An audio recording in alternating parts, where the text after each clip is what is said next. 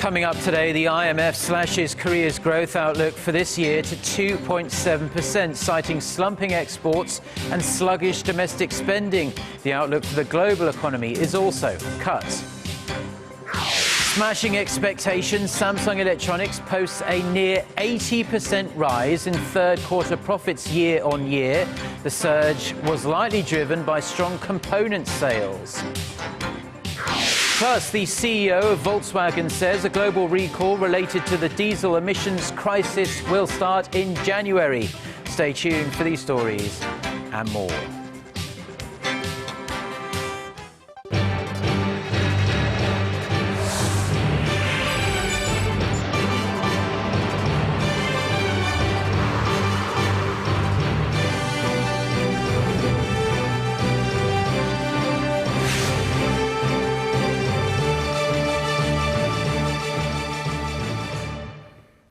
Hello, it's noon on Wednesday, the 7th of October. You're tuned in to our midday newscast here on Arirang TV. Thank you very much for joining us. I'm Mark Broome. We start with the International Monetary Fund's latest downgrade of Korea's growth forecast for this year. It's now lower than the Korean government's projection. The IMF also says global economic growth this year will slip to the lowest level since the height of the global financial crisis. Kwon Soo-ah has this report. It's the third cut in the space of a year.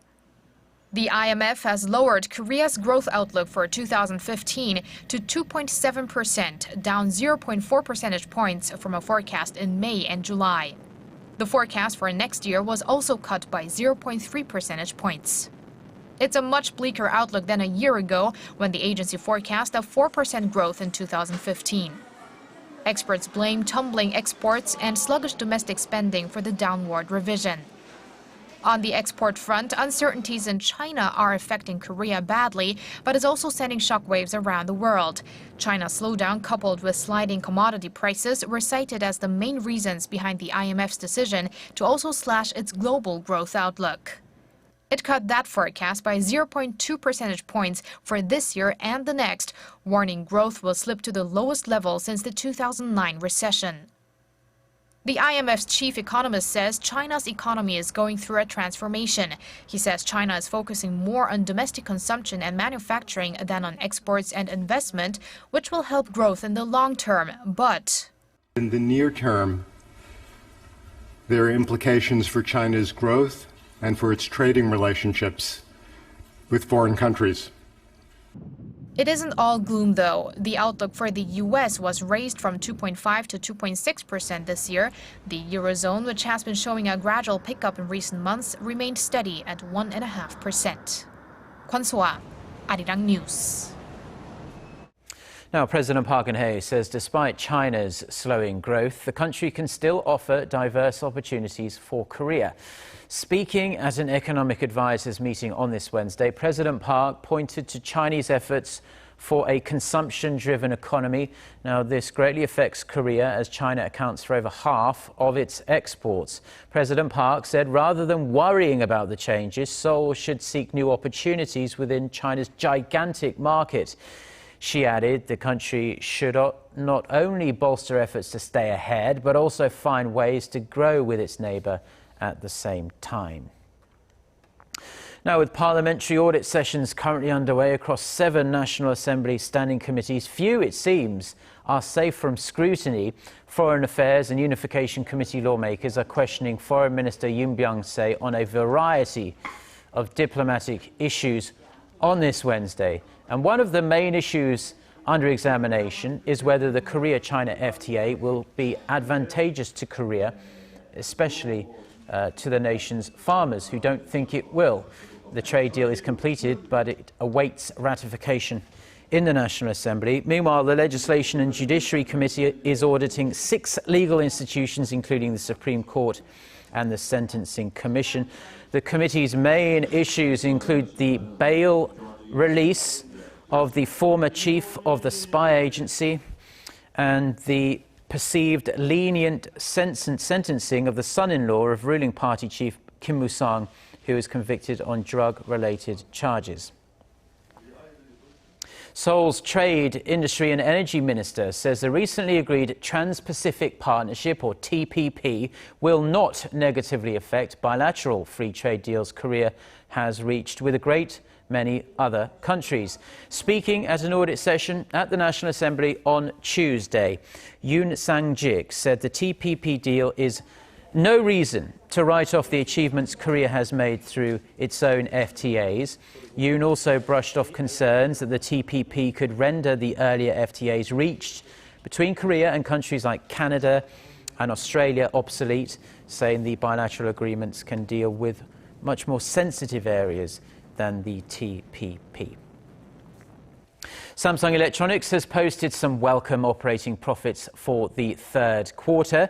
It has posted nearly 80% rise in operating profits from the same period last year, and it marks the fourth straight quarter of on-quarter profits growth. Shin Se-min reports.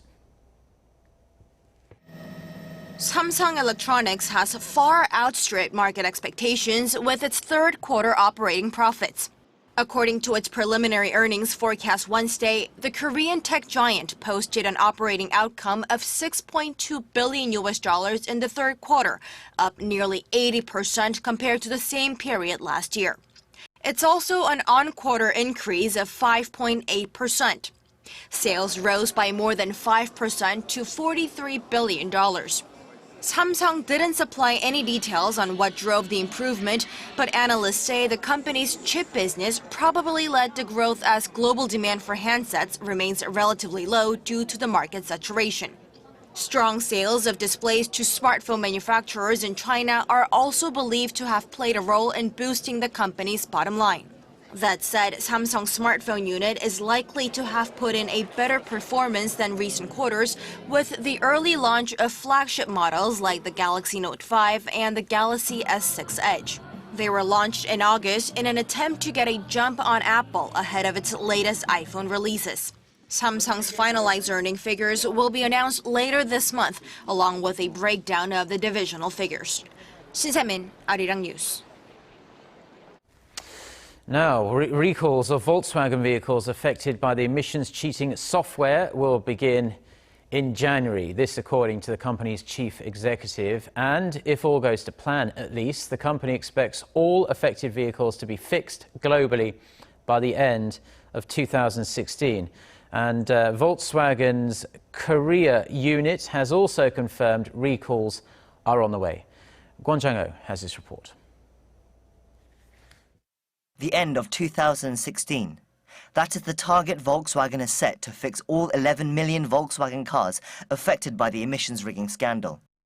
In an interview with a German newspaper, CEO Matthias Müller has said recalls should begin in January, but in the meantime, massive savings are needed to cover the costs involved, and the consequences won't be painless.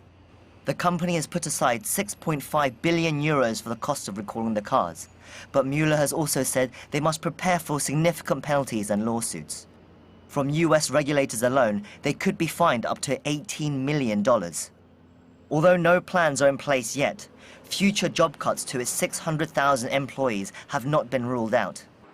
This fear was confirmed by the head of the VW Works Council in an address to employees, saying that although jobs are safe for now, the future is less certain. If and how this offence will affect the workforce in the medium and long run, we cannot say at the very moment. Meanwhile, Volkswagen Korea and Audi Korea will be confirming recall plans in a letter to customers. A spokesperson for the local Korean units have said the letter will also apologize to local customers, the first such an apology since the scandal broke out 20 days ago. For Korean Volkswagen owners, the apology comes too late and the damage is already done. To South Korean Volkswagen drivers, this is a great betrayal. The Korean government started its own investigation into suspected models last week. Lab tests have been completed and all cars have passed emission standards. But the real test comes on the roads, where US regulators found that emission levels increased by 40 times than in labs. Full results are expected next month. Kwon Jang-ho, Arirang News. A group of US senators have introduced a bill calling for additional sanctions on North Korea over its nuclear program, human rights abuses and cyber attacks. The bill, called the North Korea Sanctions and Policy Enhancement Act of 2015, led by Senator Cory Gardner, addresses concerns over the regime's nuclear empowerment and calls for a more unified strategy when dealing with the North. It's designed to increase pressure on North Korea to change its behavior and abandon its nuclear arsenal. The bill also pushes the US State Department to identify human rights abusers and submit a report on the North's political prison camps. Turning now to the escalating tension over Russia's bombing raids on Syria, and particularly its incursions into Turkish airspace. The head of NATO has dismissed the Russian claim that it was all a mistake, saying there were 2 incursions and they both lasted longer than a few seconds. Jens Stoltenberg also says NATO has been receiving reports of a substantial Russian military buildup in Syria, including ground troops and ships in the eastern Mediterranean. Turkish President Recep Tayyip Erdogan spelled out the risks to Russia if it carried on making incursions into Turkey's airspace. He said Moscow must know that it will lose a friend with whom it had a lot of cooperation if it continues as it has. Meanwhile, a US official says Russia has agreed to resume talks with the United States aimed at setting rules for air-to-air conduct over Syria. No dates for the talks have yet been set. A Korean economist has been elected as the new chief of the UN's climate change panel. Lee Hwae-sung has vowed to build bridges with the developing world. Lee Ji-won has more. Professor of Energy and Climate Change Policy at Korea University, Lee Hwae-sung is the new chairman of the Intergovernmental Panel on Climate Change, United Nations' main climate science body. Established in 1988, the IPCC is a UN scientific intergovernmental body assessing climate science and providing guidelines for member governments. He defeated 5 other nominees in a one-country, one-vote election on Tuesday in Croatia to replace Rajendra Pachauri, who resigned earlier this year. He will serve as the Global Climate Director until 2022. Lee, whose brother is former Prime Minister Lee Hwae-chang, has worked within the IPCC for more than 20 years and became the vice chair in 2008. He also made great contributions to Korea's environment development model as the founding president of the Korea Energy Economic Institute. He has pledged to promote greater diversity and focus on the regional impacts of climate change, especially for developing countries. Lee Ji-won, Arirang News. Now, foreign luxury brands saw their sales surge during the Korean version of America's Black Friday, and this happened all without slashing prices. According to Lotte department store on Wednesday, sales of imported luxury goods from October 1st to the 5th jumped 23.5% year-on-year. Now, brands like Chanel, Prada and Gucci follow global marketing guidelines and generally do not take part in local sales events like this. And this includes the Korean government-initiated version of Black Friday. And this started back on October 1st and runs through the 14th as a measure to boost consumption and domestic spending. Now, according to industry experts, both Lotte and its rival Shinsegae department store have seen similar growth in sales so far in terms of luxury sales. Lotte attributed the rise in sales to attracting greater foot traffic and Chinese tourists visiting Korea for China's National Day week. And with the fall hiring season for large conglomerates in full swing here in Korea, Hyundai and LG are this weekend conducting aptitude tests for aspiring employees. Starting this year, Hyundai Motor has been asking for a history essay to gain insights into an applicant's historical knowledge and values. The group estimates over 100,000 applicants vying for just 4,000 new positions will take this weekend's exam. With an expanding task-oriented approach, companies are expected to place greater emphasis on the results. Experts say aptitude tests ask for critical thinking and reasoning, and the hundreds of thousands of applicants must focus on the individual characteristics of each company's test. Now, Samsung Group, Korea's largest conglomerate, which restructured its recruiting system to reduce the number of applicants this year, will hold its tests next weekend. Now, despite a few rainy days here and there, Korea's central region remains in the grip of one of the worst droughts in years. The Korea Meteorological Administration says that from January to the end of September, Seoul and its neighboring Gyeonggi-do province received just 43% of the accumulated precipitation they would normally see over the same period.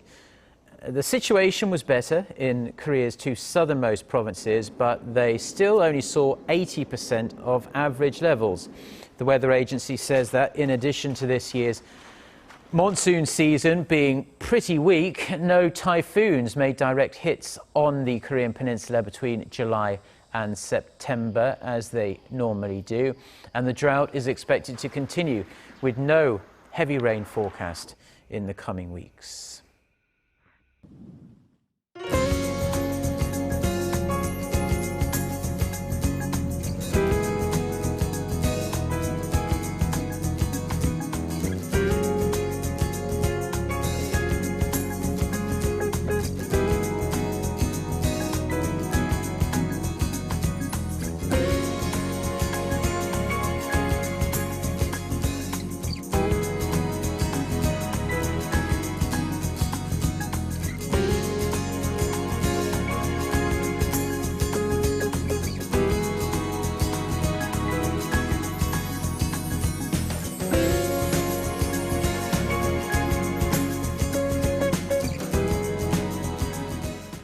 Well, that's all we have for now. Thank you as always for tuning in. We'll be back throughout the day with more newscasts. Goodbye.